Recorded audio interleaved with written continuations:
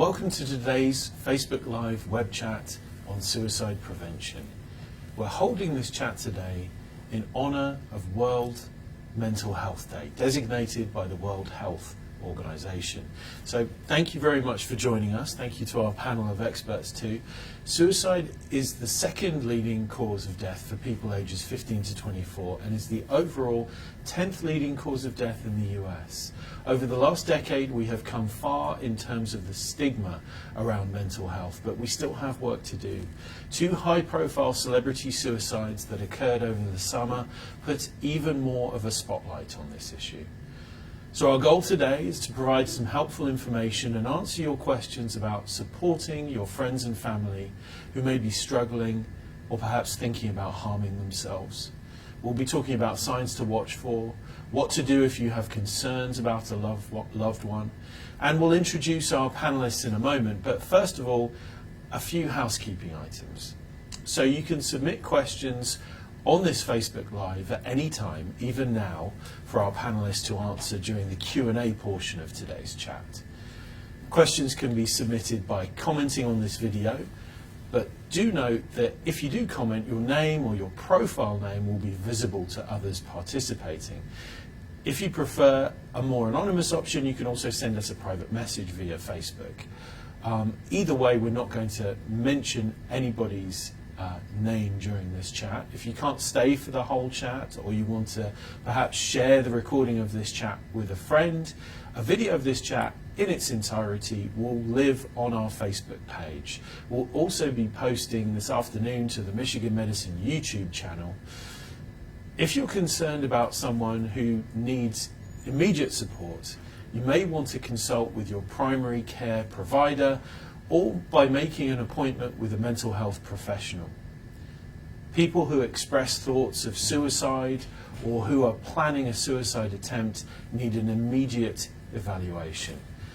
This may involve your local county's crisis services or local emergency department if necessary. We'll have a document available regarding mental health resources following this chat. Now, on to our panelists. Dr. Cheryl King is a professor with the University of Michigan Department of Psychiatry, director of the Youth and Young Adult Depression and Suicide Prevention Research Program, and also a member of the University of Michigan Depression Center. Dr. King's work focuses on suicide risk screening, assessment, and intervention with adolescents and college students. She's particularly interested in identifying those at risk, facilitating their linkage to mental health services, and developing effective interventions that complement traditional treatments. On the end of the row here we have Dr. Mark Ilgen. He's also a professor with the UM Department of Psychiatry, director of the University of Michigan Addiction Treatment Services, UMATS, and a psychologist and researcher with the Ann Arbor VA. Dr. Ilgen's work focuses on substance use disorder, examining the association between alcohol or drug use and risk for suicide, and studying new strategies designated to reducing suicide risk. Last but not least, next to me is Elena Baker, a UM undergrad who is from the Ann Arbor area. Elena participated in the Depression Center's peer-to-peer program as a high school student. Peer-to-peer was designed in 2009 to educate high school students about depression and depressive illnesses and to support them in finding creative ways to convey this knowledge to their peers in order to reduce stigma, raise awareness, encourage help seeking when needed, and ultimately help to promote the early detection of depression, bipolar disorder, and related illnesses. So let's kick things off today with Dr. King. Dr. King, what can you tell us about the prevalence of suicide in our society and what can be done about it? When we talk about the prevalence rate of anything, including suicide, it can seem like a lot of data and statistics that are somewhat dry. But I think there are three things about the prevalence rate that are particularly interesting and important. And one is just how common is suicide? One is how does it vary for different groups of people in our nation? And the third is, how is that rate changing? So first, just to talk about how common is suicide in the United States. Well, right now in our country, we're experiencing the death by suicide of about 45,000 people each year. And that comes down to over 120 suicides each day. And although we wouldn't say suicide is common, it's actually still relatively rare, although not rare enough. It does account for more than 1 out of every 100 deaths in our country. It's 1.6% of those deaths. In terms of how does it vary for different groups of people in our nation, it varies. We have so much variation in the United States, so it's not surprising that there's variation in the suicide rate. One of the biggest that's notable across ages and across parts of our country is the difference for males and females. So men and boys in the United States die by suicide 3 times more often than women and girls. And that's one important variation. A second variation is just your region of the country. We actually have a lower suicide rate in the Northeast, the South, and even in the Midwest than we do in the mountain states. The suicide rate is about twice as high in Montana as it is in other parts of the country. So there are some regional differences. And I think a third difference I'd like to highlight has to do with our age group. Suicide now in our country is most common in what I'm going to call the middle age group, and that is people between the ages of 45 and 64. That's now the most common, and it's particularly common for white men in that age group. And then it's second most common for elderly people in our country. And then the third part of that I wanted to highlight about the prevalence rate is just how it's changing. And it has changed significantly since the turn of the century. So if we look at what the rate was in 1999 and we look at what it is today, on average across groups, the suicide rate has gone up 25%. And that's quite an increase when you think that that's just since the turn of the century. That's only been 18 years, not even that, because these are data from 2016. So I think that's one reason we're all feeling this sense of urgency, that this is a priority as a public health issue in the United States. What can we do about it? I think we're probably going to talk much more about that this hour. But a few things are, yes, we do need to learn more effective ways of recognizing risk, getting people to help, more effective treatments. But we already have many effective treatments. So what we need to do is be reaching out more to our peers, our colleagues, our friends, our family members, someone you see standing at the side of the road that looks forlorn and isolated. Some of this is about recognizing someone who may be in great pain and reaching out with a few kind words, a suggestion of concern, and bringing down the stigma of getting help, caring for each other, and intervening as early as we can in the trajectory of risk. Thank you for that overview, Dr. King. So again, just want to remind everybody that you can post your questions at any time on the Facebook page or send us a private message, and we'll get to those questions shortly. And you can direct a question to a specific panelist if you'd like. We're not going to use your name when we read off your question, but do know that if you comment directly, others will be able to see your name or your handle. So the first question that we have up again is for you, Dr. King. What are the warning signs for suicide? Yeah, there are several warning signs for suicide, and I guess the number one is someone talking about, sharing thoughts of suicide, thoughts that they would be better off dead. They're talking a lot about death, or you know that they're cutting themselves or hurting themselves in other ways. That would be a number one warning sign. A second one relates, it's expressions of severe hopelessness, They feel jammed, like they can't do anything about their problems. Someone is telling you they just feel they're in a hole they can't get out of. So what the sense is severe emotional pain and hopelessness. That would be the second. And people express that in different ways, but it's catching those expressions. A third sign is really changes in behavior that are worrisome. Particularly when they're accompanying a big change, a loss, some of the other signs, hopelessness and pain. This could be a change in sleep pattern. This could be social isolation. Someone who used to be more engaged is becoming increasingly isolated, withdrawing from others. This could be aggressive behavior, high agitation, pacing and agitation, and upset. It could be depression, greater depression and anxiety.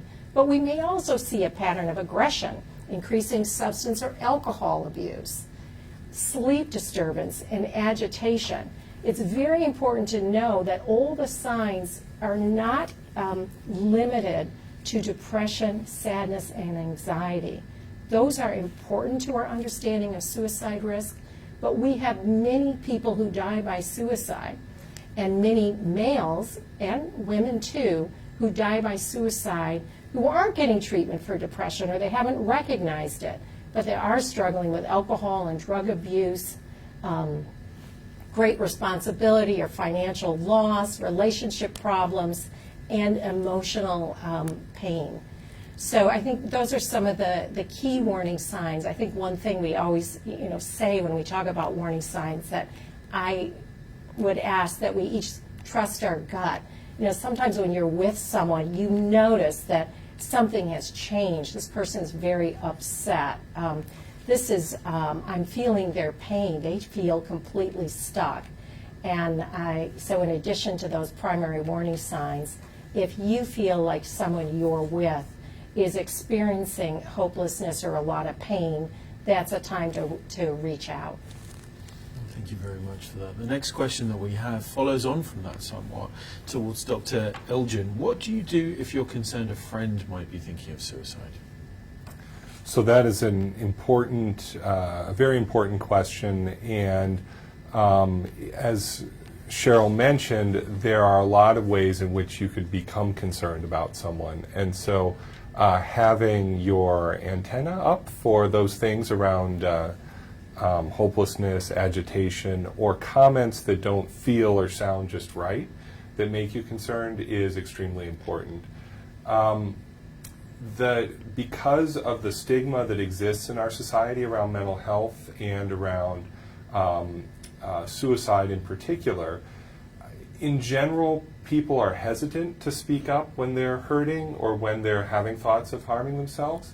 And so usually by the time it comes to your awareness as a friend or family member, it's usually pretty severe, and it's very much bothering the person. And so it can feel challenging or uncomfortable to address with the individual, but the best advice is just to respond, to express your concerns, and to keep the dialogue going. So there used to be a concern that if you asked about suicide or talked about suicide, you could somehow make the person more likely to harm themselves. And we now know that is not true. If anything, people feel cared about when someone asks a question about their thoughts of suicide. And in fact, when you do research on the topic, you talk to people who've made a suicide attempt and survived, most of those individuals feel that they expressed their concerns or their intentions ahead of time, and often felt that others were not responsive or were not tuned in. So there were signals there, and they felt like something was lost. And so if you feel like you're getting a signal, I think you are best to just acknowledge that and broach the topic and start the dialogue. After doing that, the next steps involve just really keeping that dialogue going. So again, because it's an uncomfortable topic area, people sometimes try to shut it down right away or say, I don't know what you're talking about, I'm fine. And it's good to just keep asking some clarifying questions. You can express why you were concerned. So saying, it's good to hear you're actually feeling fine, but some of the things I noticed are, and then, you're not spending the time with family you used to, you're not engaging in activities like you used to. Express why you're concerned, and you'll have those reasons in mind because that's why you're speaking up. And then just encourage them to talk a bit about what they're experiencing and what it is they're thinking about. And through that process of exploring what they're going through, you can decide whether this is something that requires immediate action or whether you want to come up with a plan, ideally with that person, to get them the help they need over time. Thank you for that. Elena, next question's for you. As a U of M student, what resources can you recommend to fellow students who may have mental health concerns? Well, first I would just say, just to echo what Dr. Elgin said, it is just that friends can be very powerful. And on a college campus, there are many people around and many friends. Even if you're not friends with people, people are very willing to help you out and want to listen. And so that would be the kind of the first line of defense that I would recommend. And in addition to that, there are other people such as your RAs or other adults that are also very willing to hear out any problems or concerns that come up. And then just as a university, you can go to the University Health Service, and they will most likely recommend you to go to CAPS, which is the Counseling and Psychological Services, which is on campus. And they have many people there, psychologists, psychiatrists, professional health, mental health supervisors that would be able to help you. Thank you for that. And I was meaning to ask, during the introduction we mentioned peer-to-peer. Could you tell us a little bit about that too? Yeah, so peer-to-peer is an organization that was, or a program developed through the U of M Depression Center. And it reaches out to all the high schools in the Washtenaw County area, and I do believe they're also expanding outside of the county as well. And it is a program designed to increase the awareness for mental health issues and reduce the stigma.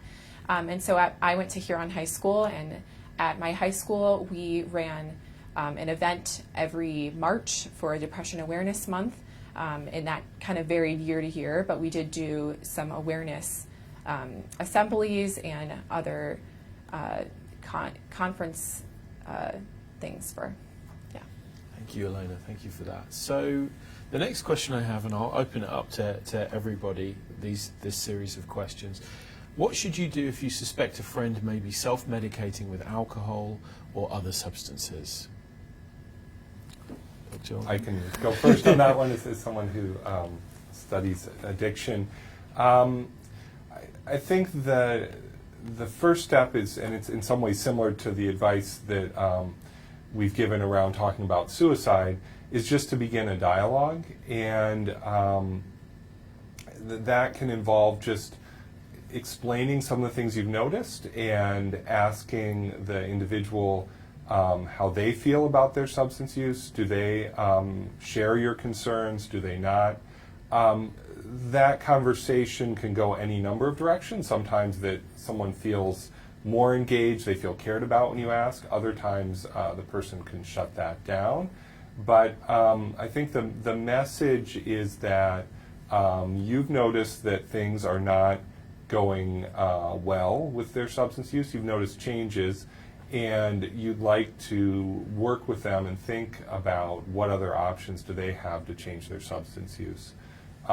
In terms of addiction and substance use, there are a lot of options out there for treatment beyond what used to exist or what people typically think of. I think when you talk to people about drug and alcohol treatment, they often think of a 28-day residential stay or that sort of really intensive service. And in fact, there's a wide range of treatment options that vary in their intensity. They sometimes are peer-based, sometimes they're more professionally based. There are medication options. There's a whole range of treatment options out there that when someone's struggling with substance use or their family's struggling, it may or may not occur to them that there are ways to get help. So reaching out here on campus, you can reach out through the health system to our addiction treatment program. There are options for undergrads that similarly try to tailor the approach to the level of need. And you can get a professional's advice about what might help and how someone could go about changing their substance use. Great. I mean, related to that in the prevalence rate, the number of opioid and drug overdose related suicides has actually doubled since 1999. And I know we're hearing about it in the media, the opioid crisis. You know, it's very real because that's the ones that are called suicides, but there are many opioid overdoses and deaths where it's unknown if it was intentional or not, and they're not called suicide. So getting ahead of the crisis with drug abuse is one big piece of suicide prevention. Thank you for that. You know, we touched on this question, I think, Dr. Ilgen, I think you answered this a little bit when you answered your first question, but I think it bears repeating. Is it true that if I ask a friend about suicide, they will be more likely to attempt it?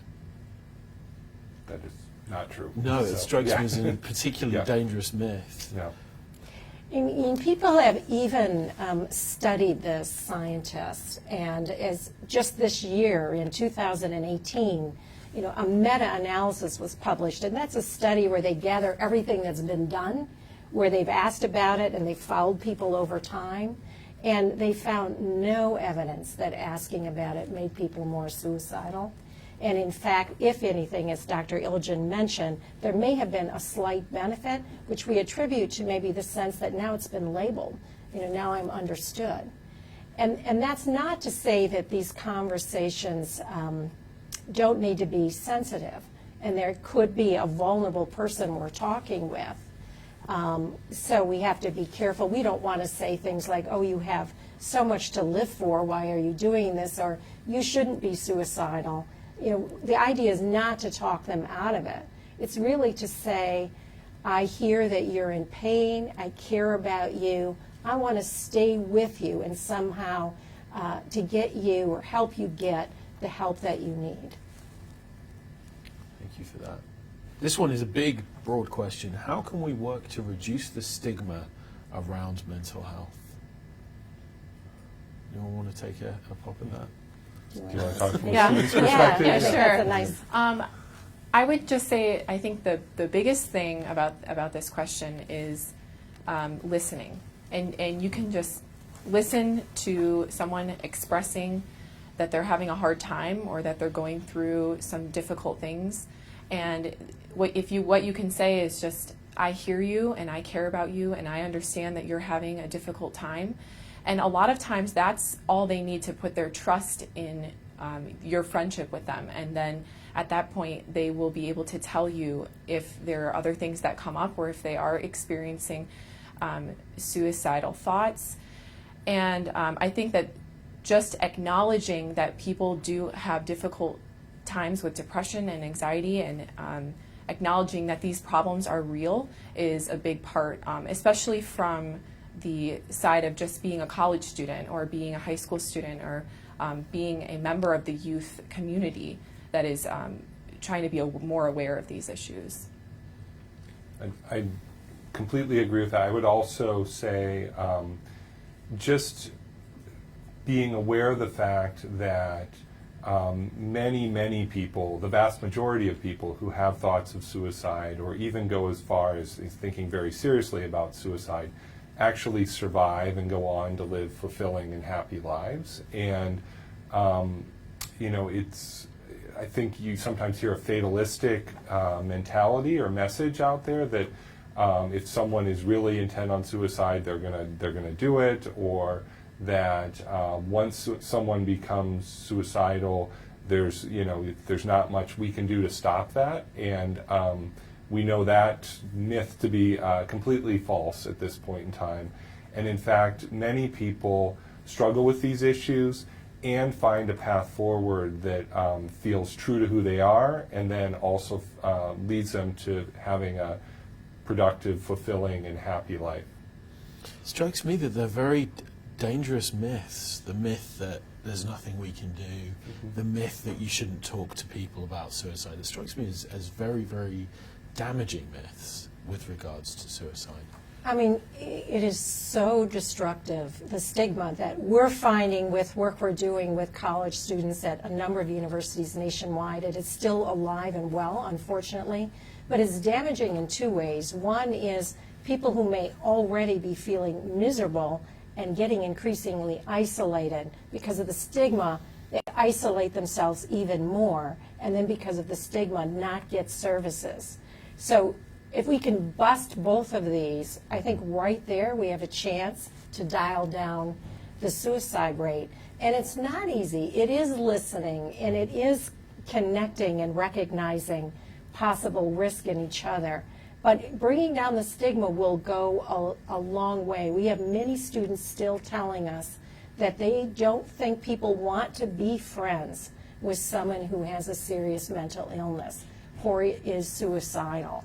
So exactly how we do it, I think it takes all of us. It takes people's friends, it takes their families, and it takes just understanding that we are all different in so many ways. You know, some people have a bad heart or are vulnerable to a bad back or joint problems, and some people are more vulnerable to mental health problems. But we don't have any perfect people out there. And so we are all struggling to have as much joy in life as we can, you know, to do the work we do, to connect with other people that we can. But no one actually has an easy life all the way through. And if we can appreciate that in ourselves and others and see more how we're similar than trying to say this person's very different from me. And I think that's where we get damaging. Do you think and we referenced this in our opening, the celebrity suicides can help it with that stigma in some ways? Because you talk about an easy life and the perception of celebrities as having fame and money, but the fact that it still affects them and it's a big newsworthy story, do you think that helps with the stigma at all? You know, I think it probably is on both sides. You know, on the one side, yeah, they've showed us their media face, their television face, and that's polished, and yet they're really in a lot of pain personally much of the time, and maybe people can appreciate that that's going on in a lot of people, and oh, this can happen to them, it can happen to anyone. The other side is we know that more putting this out in the media and sensationalizing, and look at all the publicity these two people got. More people may watch that show now than ever did. That some people have a need for that kind of recognition and publicity, and that could be problematic too. Thank you for that, that's important. The next question that we have up, does suicide tend to run in families? Yes. Yeah, so I think the short answer is yes. There's a strong genetic loading to suicide risk, and that probably, so if someone has a parent or a grandparent who died by suicide, for example, they are substantially at substantially greater risk for engaging in suicidal behavior themselves. That said, it's by no means a sentence that you need to engage in that behavior. The vast majority of people who, even with a lot of familial or genetic loading, do not engage in suicidal behaviors. So we know there's a strong environmental component at play, and both of those things matter. When someone comes in and talks to a mental health professional and that treatment provider does a thorough assessment of their symptoms and their suicide risk, they will, in all likelihood, ask about family history and try to understand, what happened and what someone has been through. But I think the next step in that is trying to understand how did the person who was affected interpret that? How do they feel about that? What are they saying to themselves now about that loss of a loved one? And that narrative around someone's family background can be something that's built into a treatment plan and can be, I think, helpful for people to understand, what sort of risk do they carry and then what choices can they make now to respond to that risk and be strategic about how they go forward. Thank you for that. I think one of the keys is early recognition and early intervention, because we have learned how problems beget more problems. And it's like a developmental trajectory where we can work to move someone early on onto a healthier trajectory, or one that is getting more compounded with problems, so that if we're severely depressed, we might have a negative spiral downward where we start doing less things, activities, we get fewer rewards, and we get more withdrawn from others. If we end up with a severe alcohol or substance abuse problem, we can land with a loss of a job or needing to drop out of school and maybe damaging our relationships with others, and we have another downward spiral. We know that drug and alcohol abuse and depression, sometimes one kind of facilitates the other, and then when we have both, we know where the person is now at even higher risk for something like suicide. And I think we just want more and more to try to identify early when the problems are just beginning and they haven't doubled up yet. Thank you. The next question is an interesting one. At what age should education about suicide prevention start?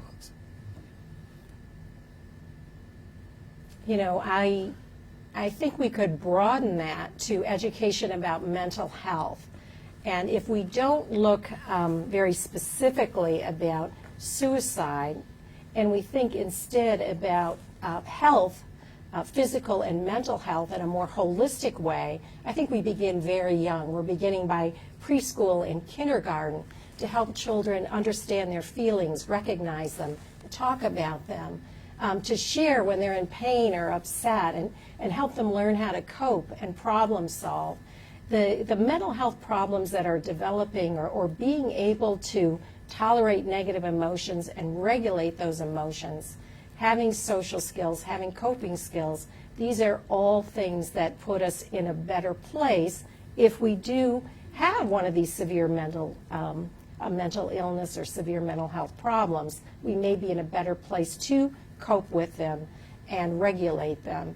So I think the conversation can start very early, but these are things that predict a lot of bad outcomes, some of these problems, and it's not just suicide. So we don't need to talk with young children just about suicide. We're also getting them in a good place to prevent drug overdose and alcohol abuse and aggressive behavior toward others. We may begin talking about suicide along the way. I think there probably are differences of opinion on this. I think by the time you're beginning to approach middle school, people have had some life experience. They've heard about it by late elementary. That would certainly come into the conversation. I probably wouldn't talk about suicide with preschoolers unless there was a suicide in the family, and then I wouldn't hide it, and then we would need to talk about it. Thank you, Elena. When you were in high school, when did they start talking to you about topics like this? Well, unfortunately, the topic does come up in unfortunate circumstances, and I know that there are a lot of suicides that are highlighted, especially in high school, and that it was that way for me as well. But I do agree, and I think another part of starting the conversation early is developing and learning the empathetic and listening skills that will allow you to be able to help other people. So both parties are served, both the understanding and talking about how I feel, and I'm going to listen to that person about how they feel. And I think they would work very well in tandem with each other. Thank you for that. Anything to add, Dr. Aldrin? No, I mean, I agree with what was said, and think that you can be addressing suicide risk in so many ways that don't even look like they're suicide specific on the surface if you're helping people communicate better, understand how to adapt to stressors better. That can have many positive beneficial effects down the road. Thank you for that. Next question, what kind of questions can you ask someone if you're worried about their mental health? I think this question always comes up, especially with a friend. You want to, people say, oh, we have to try and tread lightly. We don't want to spark a suicide or suicidal thoughts or make it worse. And we did talk about that question. I think one of the most powerful questions can just be, how are you? How are you doing? And especially referencing something that happened to them recently. Hey, you had a very difficult time last week. I noticed you were sad. Like, what happened? And starting from that, you can develop a conversation where that other person can express to you some other things that are going on. Yeah, and I think that's an excellent way to get the conversation started by presenting what you observed and then giving the person the chance to give you their interpretation instead of leading with your interpretation. That is a great way to kind of begin with an open dialogue and hopefully kind of grow the conversation from there. Sometimes when people lead with saying they know how someone else is feeling or they know their motivation, that can have the opposite effect. Thank you for that. Next question, I think we touched on this with Dr. King, but who is at greatest risk of suicide? Yeah, we actually have different groups who are at very high risk. One thing about suicide risk is that it's highly heterogeneous. So there's a lot of different combinations of risk factors that could all lead at some point for someone to consider suicide. So a very high risk could be the alcohol and drug abuse together with depression and emotional pain. Then you have a disappointment in life, something horrible happens or you lose someone, and it tips that person. It's a tipping point, and they're not managing their pain, particularly if they're under the influence. We may have a young adult struggling with schizophrenia, a very serious mental illness that we know places adults at higher risk for suicide. They've had this life-changing illness, and particularly in the initial years after that illness becomes apparent, there is quite an elevated risk. We also have some people at high risk who are not using drugs and alcohol. They are severely depressed, isolated, and feel like they are a burden on others. This could be an elderly person living alone who's counting on their family. It could also be a young person at the university who just feels that everyone else has a lot more going on than they have. They're not connected. In fact, they're just a burden when they do ask somebody to do something, and they're struggling with severe depression. So I think the key is not to think that suicide risk will have one face, because there are different profiles of risk, and they can all be at quite high risk. So when we talk about teen suicide, for example, maybe the most common among teenagers would be the older adolescent male teen who struggles with managing negative emotions, is in trouble a lot, and is abusing alcohol or drugs. But we have many girls who die by suicide too, and they don't look at all like that. Thank you for that. Yeah, I'd also say that I think when we think about suicide risk, we often think of kind of long-term risk factors, and then what are the things that are going on in the kind of short term or are very close to the present time that might have changed or might have increased or changed that risk. And so certainly when I was going through my training, everyone had to memorize, I don't know, let's say 15 or so risk factors that put people at risk in general. But those are often true for people their entire lives. I mean, you mentioned family history. that's true and fixed once an event occurs for someone for the rest of their life. That doesn't tell you a lot about someone's risk for suicide later on today or next week or next month. And so I think it's important to be vigilant based on those long-term risk factors, but be very tuned into those things that are going on in the short term that come up that make you kind of pause and say, wait, what's going on here? Something seems off. How can I understand what's going on for that person? And a lot of those things don't make for very good lists. They're kind of very situation specific. In the world that we work in, a lot of times we know that middle-aged males are at elevated risk for suicide. Someone gets, especially if they have a drug or alcohol problem, someone gets a DUI. That event, for someone that feels a lot of shame, frustration with themselves, can be a very salient risk factor for the next 24 to 72 hours, depending on what happens to them after that DUI arrest.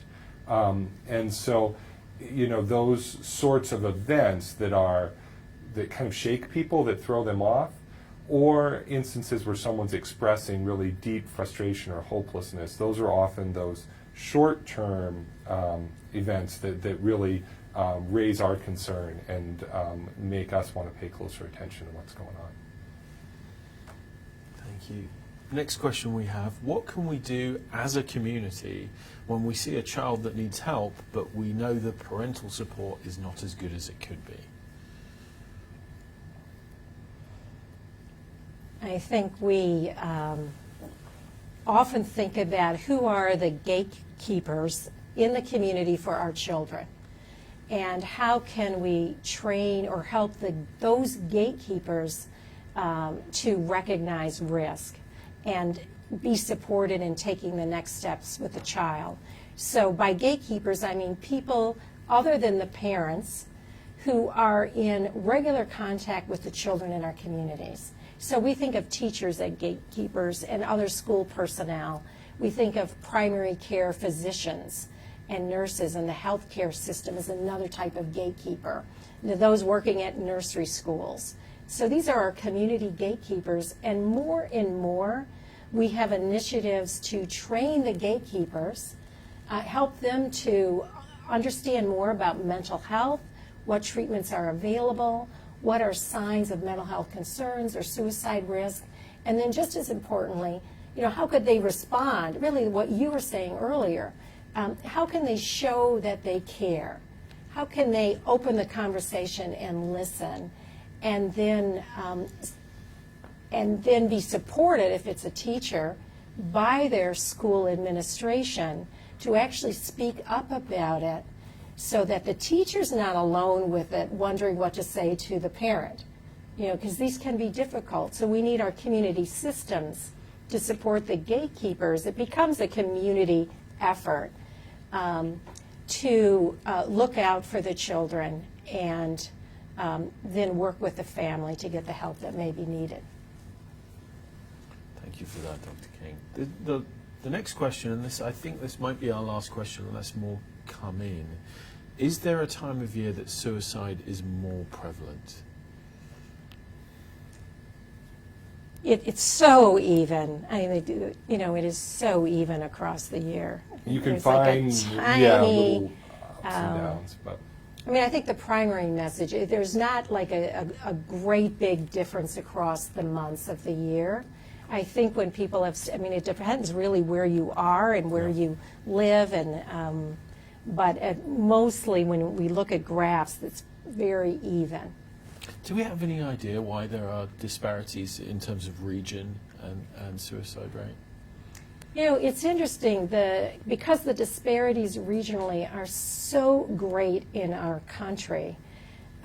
If, for instance, if in Michigan, where we are here today, we could bring the rate down in half, that would be amazing to think that in 20 years we could bring the rate down 50%.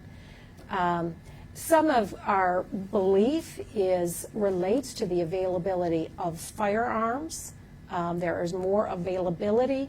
We still have just over half of suicide deaths, it's just close to 50%, but over, that are by firearms in the United States. We also look at, doesn't matter where we are in the nation, the suicide rate is higher in rural areas than it is in urban areas. So in Michigan, the suicide rate is higher in the Upper Peninsula than it is in the Lower Peninsula. And so when we talk about that area of the country, we have a lot of rural areas. We also have more tribal nations, American Indians, where we know there's a higher suicide rate.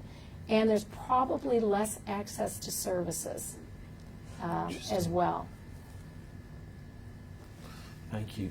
As we wrap this up and come towards our close, I always want to ask, just to make sure we've got everything out of this chat, let's go down the line. Is there anything else you'd like to add? Is there an important point that you think we've missed, or one that you'd like to highlight that we've already talked about, Elena?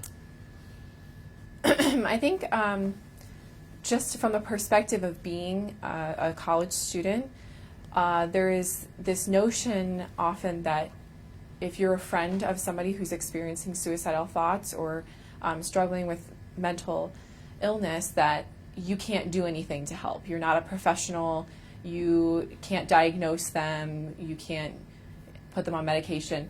And that is absolutely false. And in fact, often you are the catalyst for a reaction of their bettering their condition, because most people, when they are or a lot of people, when they're in that state, they're reluctant to ask for help. And we talked a little bit about the stigma earlier.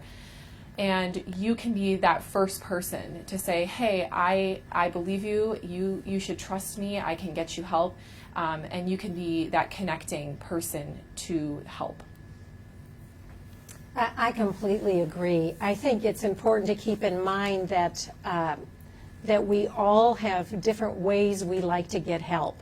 And some people are more comfortable, even with the stigma, walking into a building and getting help in person from a mental health professional. Some people aren't ready to take that step.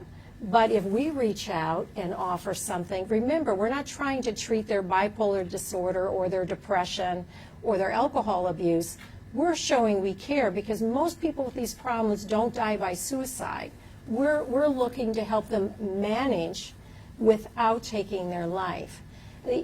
I also just want to emphasize that there's a national suicide prevention hotline, and I'm sure we'll make these resources available. For some people, talking anonymously to someone on the phone as a first step who has local resources access to can be very helpful.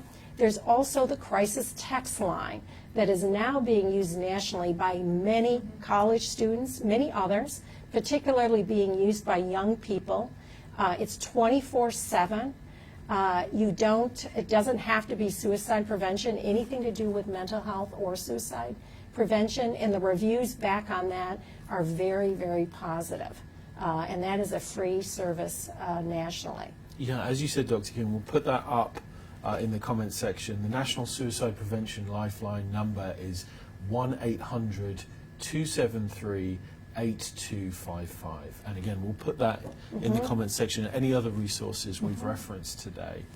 Dr. Eldrin? Yeah, I think one thing that would be easy to miss and that provides me with a sense of hope around this issue is just how much progress we've made in understanding interventions to decrease suicide risk or keep people safe. And I think that cuts across some of the broader public health interventions, like Dr. King was talking about with crisis lines and chat lines and new apps that can reach people. That's true in terms of the treatment of psychological disorders that put people at risk. So our treatments for conditions like depression, bipolar disorder, drug or alcohol use disorders have improved substantially over the past few decades. And then that's also true for suicide-specific interventions. And that last group is something that wasn't really studied up until, I want to say, 15, 20 years ago. Dr. King was one of the leaders in that area and still is. And there are now several very well-designed, well-thought-out randomized trials, the types of research studies you'd expect for a medication to be approved by the FDA.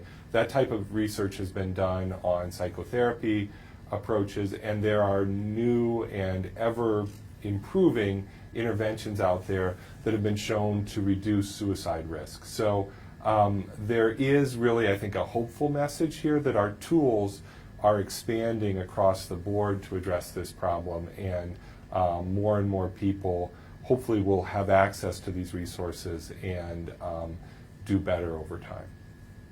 Thank you. And again, all of these resources will be posted in the comments section of our Facebook Live. Unfortunately, we're running out of time here.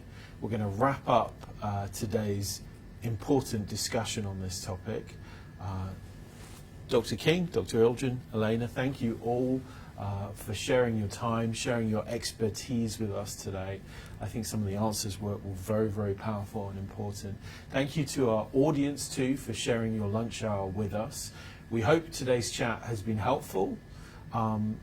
We'd like to try and identify more topics for our chat. So if you have any suggestions, if you have any further questions on today's topic, don't hesitate to leave something in the comment section on this video, be it on Facebook or YouTube.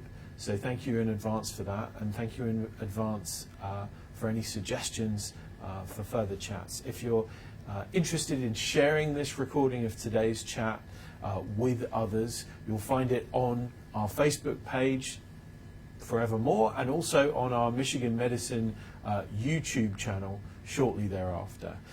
As always, we'd love to hear from you, so please find us. You can find us on Facebook, Twitter, Instagram. Also be sure to check out the University of Michigan Depression Center's brand new Depression Toolkit, which provides information, tools, support and resources to guide you through your mental health journey. And you can find this toolkit at www.depressioncenter.org. So again, thank you for joining us and have a good afternoon. Thank you.